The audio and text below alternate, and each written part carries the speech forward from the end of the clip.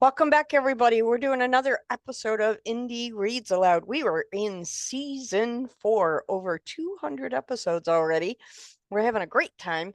Welcoming back to the program is Adam Dompierre. Welcome back, Adam. So glad to Thank have you you. with us Thanks for again. having me. Yeah. It's always fun to see repeat authors come back. Um, so your first book was kind of a darker mystery, and this new one that was a standalone, and this one that you're going to be reading today, titled Paint an Inch Thick, right? Correct. Yeah. So this one is the first of a trilogy. Tell us a little bit about this book. Yeah. So it's like my first one, a private eye detective mystery type of genre, but I wanted to take it a different direction. So this is still kind of that lone wolf classic noir type character, uh, with the twist being that he doesn't really know what he's doing. He is a slightly incompetent detective. So he gets himself into all sorts of trouble as he goes along. This is set in California in the 80s, so it's got kind of that retro feel to it. Oh, There's no cell nice. phones, there's no internet, he's going about it the old-fashioned way. So Very fun with a little bit of bungling along the way, right? yeah, yeah. Awesome. So, for those of you who have not met Adam before, go back and watch his previous episode. And I need you to know that Adam is a mystery author with a bachelor's degree in psychology from the University of Michigan, and he has a master's degree in education from Augustana University. He has worked as a secondary English teacher since 2010, and I think that's one of the bravest professions you can have. Nice. Absolutely amazing.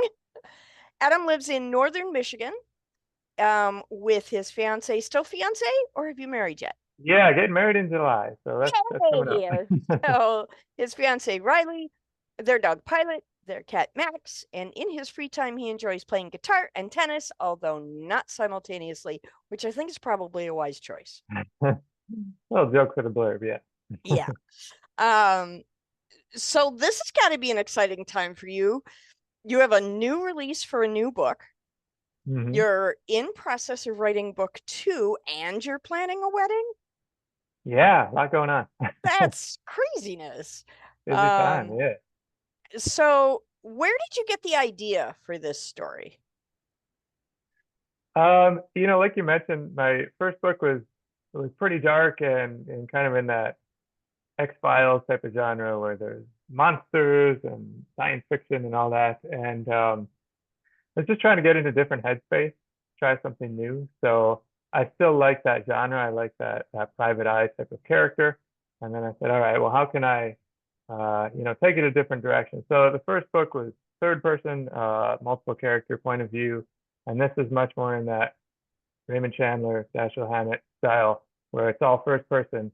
You're just living it through the character, and then my idea to make it fun was, okay, this is like his first case, and he doesn't know what he's doing. So I'm sure we've all been there on a job where you get hired, and it's like, well, now what? Absolutely. Yeah, you, absolutely. you learn by Absolutely. doing, right? So yeah, he's just kind of feeling his way through. He's got a couple friends, associates, colorful characters. There's some villains and of course the mystery woven throughout. So a lot of fun stuff going on in this book. So how did you find um crafting a new story with a different point of view character? How did you find it easier or more challenging to write in first person? I found it much easier. I don't know if that's because it was the second book, and I sort of had one under my belt. But yeah, the first one required a good year of edits. I was like, oh, I contradicted myself. I got to go back. I got to fix that. Right. This one came out, there was a couple months of editing, I guess. You go back and make it as good as you can make it. But by and large, it was pretty much came together as a vision much more easily. So that was fun too. And when I finished it, it's like the case resolves itself. It's a complete story.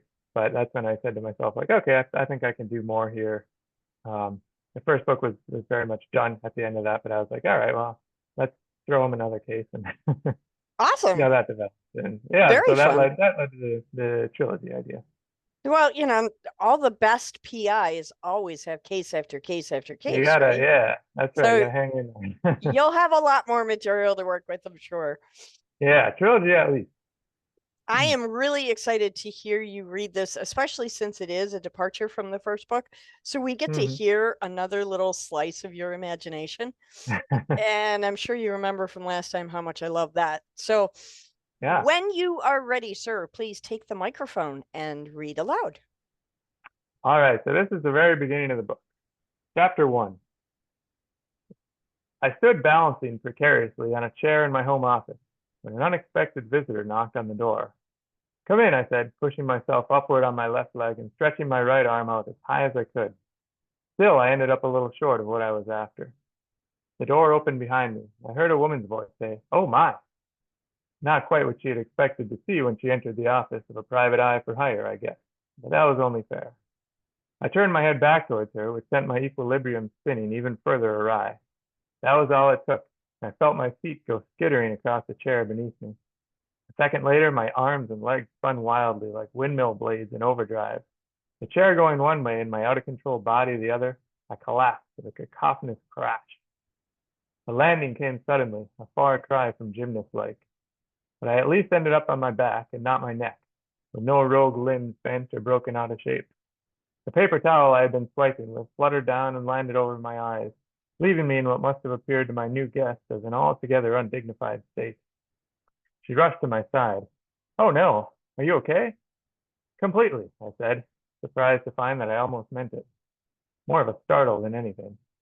"You're telling me." I studied the chair I had just sent careening and accepted a hand getting up. Just as I settled into my seat, one of the chair's legs buckled and gave out underneath me. I was sitting crookedly now, but I took the paper towel off my head and tried to look as competent as I could under the circumstances. "What can I do for you?" I asked in my best attempt at a professional voice. "What?" She looked around the room. "What were you doing just now?" I sank down in my now lopsided seat and pointed at the chair across the desk. She looked at me cautiously and chose to stay standing. "There's a smudge on one of those windows," I said, pointing behind me, "right up in the top corner. Can't tell for the life of me if it's on the inside or the outside. I've had a heck of a time getting at it." That relaxed her some, and she decided to sit after all. "You're a professional detective and you can't tell which side of the window a streak is on?" "More of a smudge than a streak," I said, "but I suppose that's beside the point." "Yes, I suppose it is." She hesitated. "You know, maybe my coming here was a mistake." She rose to her feet, but I implored her to stay. "Okay, not the best first impression, but obviously you've come here for help." "I did," she said, "and it occurs to me now that maybe I should seek it from someone who can tell the inside of a window from the outside." Tough but fair. I rebounded. "You want a window washer or a detective?" We looked each other over more closely. I put her at about 45 years old, well dressed and well made up. Her dark hair fell over her red blouse and cold, even eyes. In her left arm she held a folder. Whatever it was she deduced about me, she apparently decided I was worth taking a chance on, for the moment anyway. "I'm here about my husband," she said by way of opening. "You'll have to give me more than that," I answered. "He's missing, and I want him found." "Missing for how long?" "2 days," she said. I nodded. "Unusual?" "Absolutely." "Any guesses what happened?" "No idea." "Well, that does complicate things. And what are the police?" "That's why I'm here," she said. "My husband, Thomas Lawrence, well, he makes an extraordinary amount of money, you see. But the way he makes it, not strictly legal, I guess. Nothing bad," she assured me. "But that amount of money tends to attract the dangerous types, doesn't it?" "So I've heard. And you think some of these dangerous types are involved in his disappearance?" "Disappearance or worse, yes. Seems pretty straightforward so far." "So what is it Mr. Lawrence does for all this money?" "He paints houses." I laughed out loud, an involuntary reaction before apologizing. Not what I had in mind. "That's all I'd like to say for now." "Concealing information only serves to delay me," I said, "but as you like it. What do we have to go on?" He slid an unlabeled manila folder across the desk to me. You should start with these three. They're all connected to Thomas's business. The business you're refusing to tell me anything about, I said, leafing through the document. She smiled. That's the one. I read the names on the files she had given me. Patrick Raymond, Jake Crosley, Warren Hyde. No women? Her eyes sharpened. What do you mean? It was a rather blind hunch, but I started down the path to see where it would lead. You're sure there are no other women in Mr. Lawrence's life? No judgment. Believe me, in this business it's practically prerequisite. Mrs. Lawrence shot up from the chair, gathering her purse as she rose. How dare you, she cried. You don't know the first thing about my husband, or me for that matter, and yet you're going to sit here and... She went on like that a while, which was all the confirmation I needed. Easy, easy, I said, and found myself apologizing for the second time before lunch. When the storm abated, I continued. How many? That question surprised her. For a moment, she lowered her guard. How many what? How many other women? Turned out that was the wrong thing to say, so I got yelled at again. She ended it with, are you the worst detective in the entire city? It was certainly possible. But on the other hand, Summerport was a pretty big city. I decided to play it cool. Seems unlikely, I said. A town of this size. Probably could have been more forceful in my defense there, but I kept it moving. Hoped she wouldn't notice. You're the one who hired me, I reminded her. Not yet, I added. I had to admit she had me there. Well, what are you doing here if I'm so lousy? Maybe I'm casting a wide net, she said brusquely. Maybe. I could feel her patience fading. Look, if you won't tell me what he does for a living, and you won't tell me about the people closest to him, pardon the expression, what exactly do you expect me to go on here? The three men, she tapped the folder on my desk. One of them is responsible. Forget your other ideas, none of your business anyway. You'll find the answer in here. One of these three. You're sure? Yes, she said. This could be quite the opportunity for a nice-looking young man like yourself, just starting out. Chance to build yourself a reputation. Show them you're more than just another pretty face. I didn't know who them were, and in fact, I already had one successful missing pet case under my belt, but I resisted the urge to boast. She continued, the money doesn't matter. In my experience, I said the money always matters. But I get your meaning. You mean to say that you're willing to pay whatever it takes. Whatever it takes, as long as the case gets solved. The case will get solved, I promise. By me, I added, just in case there was any confusion. I don't know what your daily rate is, but I trust this will suffice, she said, pulling out her checkbook. Any other expenses you accrue will of course be covered as well. That was pure handle to mine. I paused, thinking over everything that had just transpired between us. And try as I might, I couldn't resist looking this particular gift horse in the mouth. Well, hold on now, I said. 5 minutes ago, you had no idea. Your words, ma'am. What happened to your husband? Now you're sure one of these three men has taken him. You can understand my confusion. Read the file, she said, handed me a check big enough to cover me for a month, at 3 times my usual asking rate. My phone number is in there as well. I'm Veronica. Call me when you have something to go on. With that, she was out the door. Well, I said to the empty room, good day to you too. Chapter 2. I leaned back in what remained of my chair and looked up at the spinning ceiling fan. Its 5 blades rotated lazily in the half-light of the office. It didn't provide much of a breeze, but that was fine by me. High heat is good thinking weather. Something about the humid, heavy air that sharpens the senses, makes abstract facts feel more real and immediate. I smiled an easy smile and opened the folder Veronica Lawrence had laid on my desk. The organization of its contents was immaculate. The accumulation and presentation of that much data would have been no quick job. Probably took more than the 2 days since Thomas had supposedly gone missing to put together, by the way I figured it. Maybe she just worked fast. Each of the 3 suspects, if that's what they were binder clipped together. Spread them out across the desk and flipped through them one by one. Patrick Raymond was first. If I didn't know better, I would have said his picture came from one of those old West novelty photo shoots. But frayed and faded as it was, I took this to be the genuine article. My eyes were drawn to the most prodigious handlebar mustache I had ever seen, like the handlebars belonged to a 1200cc Harley Davidson. Raymond's stern eyes glowered out from above the mustache, dark against the lighter red and brown sepia tones. I could see from his expression that he wasn't the type of guy I would go to with any hope of borrowing $1. His outfit suggested something between cowboy and adventurer general. He wore a wide-brimmed hat lined with exotic-looking flowers around the edges. Below that, a tan duster was open enough to give a glimpse of an ornate vest and a revolver in a shoulder holster. The anachronist getup made it hard to approximate his age, but I felt safe he was saying he was at least 40 anyway. Of course, if he were 40 when this picture was taken, which had to be several decades ago, by now he must be. The math failed me, as it often did. Next to the picture, Veronica had listed his place of business, something called Manticore Cooperative, but I didn't see anything else to go on. Next up, Jake Crosley. This one came with a modern photo of a wide-shouldered man with a chiseled face, a bald head, and a countenance that seemed ready to sell me something. He wore a black polo adorned with some prestigious-looking logo I didn't recognize, and what I took to be an expensive watch. Stately presentation, but his $1 million smile didn't reach his eyes. Someone less generous might have said there was something soulless in those eyes, but not me.